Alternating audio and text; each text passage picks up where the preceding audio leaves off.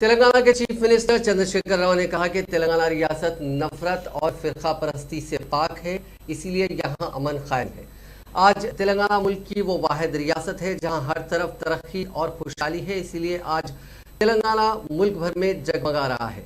आज रियासती हुकूमत की जानिब से मुनक्किद की गई इफ्तार पार्टी को खिताब करते हुए वज़ीर आला चंद्रशेखर राव ने कहा कि तेलंगाना में सब कुछ ठीक है, लेकिन मरकज़ में कुछ गड़बड़ चल रही है, वहाँ कुछ बीमारी चल रही है, उसको ठीक करना है। मुल्क में बदनामी पैदा की जा रही है और ये दानिस्ता तौर पर की जा रही है। इसको रोकना हमारा काम है, इसको किसी भी हालत में हम ख़राब होने नहीं देंगे। कुछ ताकतें गड़बड़ करने की कोशिश कर रही हैं, लेकिन वो कभी कामयाब नहीं होंगी। किसी चीज़ को तोड़ना आसान है, तामीर करना मुश्किल है। उन्होंने कहा कि बेंगलुरु में किस तरह जहर फैलाया जा रहा है। चीफ मिनिस्टर ने आखिर में अपनी तकरीर इस शेर के साथ ख़त्म की, फानूस बन के जिसकी हिफाजत हवा करे, वो शमा क्या बुझे जिसे रोशन खुदा करे।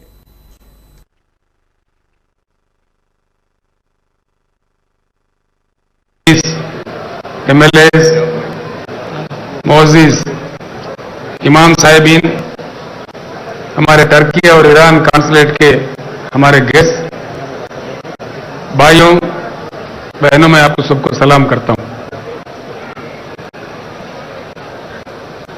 तेलंगाना रियासत एक 7 साल पहले बहुत ही बेहाल रियासत था।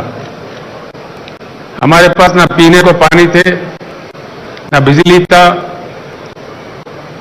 ना किसान के लिए पानी दे सकते थे। बेहाल हमारा हालत था। अल्लाह का फजल है, आप तमाम लोगों का ताउन है, आप तमाम लोगों का तायीद भी मिला है भरपूर तरीके से। और 8 साल के अंदर 7.5 साल में आज सारा ही हिंदुस्तान अंधेरे में है। तेलंगाना एक जगमगाता रियासत चमक रहा है आज पूरे हिंदुस्तान में।